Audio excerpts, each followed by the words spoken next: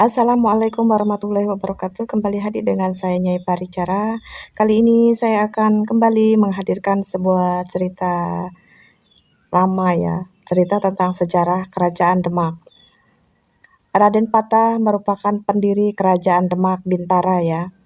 Raden Patah ini memberontak terhadap Kerajaan Majapahit pada tahun 1455.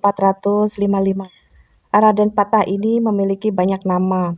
Ada juga yang menyebutkan Raden Patah ini bernama Praba, kemudian Raden Bagus Hasan untuk Arabnya dan untuk Cinanya yaitu Jimbun. Dan setelah menjadi sultan, menjadi raja, kemudian Raden Patah bergelar Sultan Syah Alam Akbar Al-Fatah. Raden Patah ini merupakan anak dari Prabu Brawijaya Wirabumi. Dahulunya Prabu Brawijaya Wirabumi ini merupakan raja terakhir ya, berkunjung ke Palembang dan di sana ia mendapatkan selir seorang Tionghoa. Jadi Raden Patah ini berdarah Tionghoa.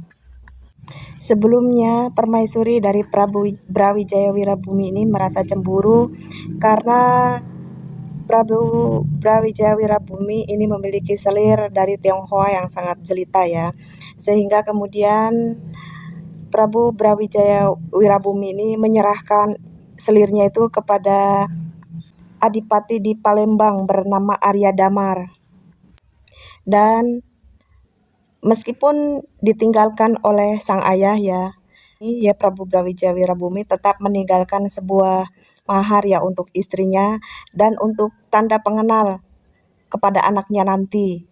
Kalau anaknya adalah masih keturunan dari Prabu Brawijaya Wirabumi. Dan setelah dewasa Raden Patah kemudian meninggalkan Palembang dan pergi ke tanah Jawa.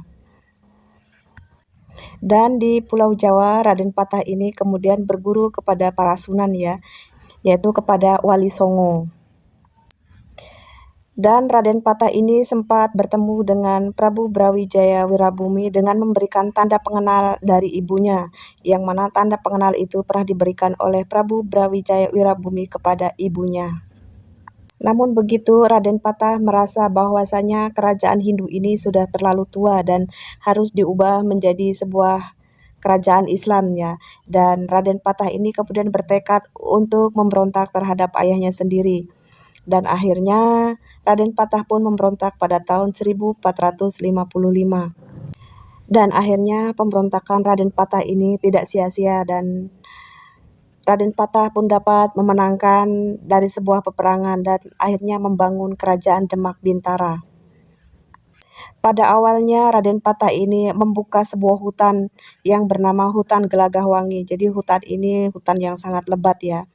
Sebelumnya hutan ini hanya dijadikan sebuah desa. Jadi setelah desa itu ramai dengan didirikan pula pondok pesantren dan Islam pun makin berkembang di desa Gelagahwangi. Setelah desa Gelagahwangi ini semakin berkembang pesat dan jumlah penduduknya semakin banyak dan banyak santri-santri yang menyantri di Gelagahwangi yaitu ya mencari ilmu di Gelagahwangi itu, dan Islam pun makin menyebar kemana-mana hingga sampai ke desa-desa yang lain. Bahkan sebagian dari Majapahit telah banyak yang masuk Islam ya.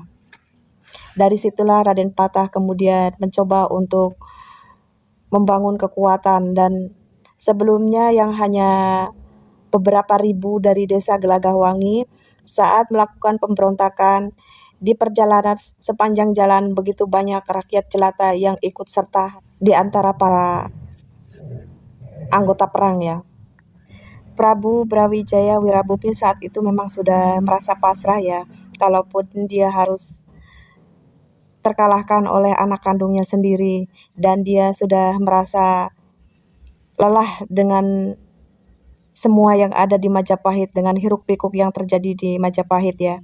Seringkali terjadi pemberontakan di mana-mana dan begitu banyak para anggota Majapahit yang keluar dan para kadipaten-kadipaten kecil yang mengeluarkan diri atau maksudnya tidak lagi membantu Majapahit.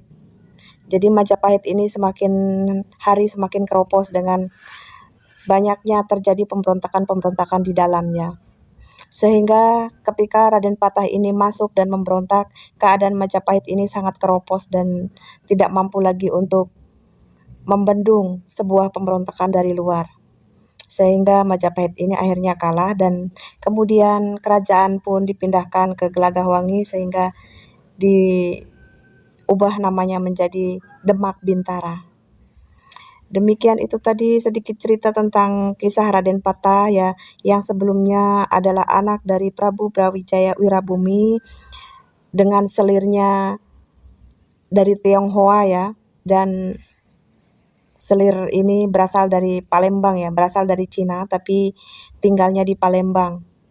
Dan selir Prabu Brawijaya Wirabumi yaitu ibu dari Raden Patah ini bernama Siu Banci ya, dan Raden Patah ini mempunyai nama dari sang ibu yaitu Jimbun ya, dan setelah menjadi raja kemudian Raden Patah ini memiliki gelar yang cukup panjang yaitu Senapati Jimbun Ningrat Abdurrahman Panembahan Palembang Sayyidin Panatagama Sultan Syah Alam Akbar Al-Fatah. Jadi namanya cukup panjang, semoga bisa diingat, saya sendiri tidak ingat.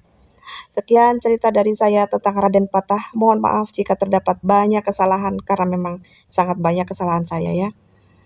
Karena memang saya sendiri sebenarnya tidak tahu cerita sebenarnya dan saya hanya mencari-cari saja di Google dan saya ini memang menyukai sejarah ya. Sekian dari saya Nyi Paricara. Wassalamualaikum warahmatullahi wabarakatuh.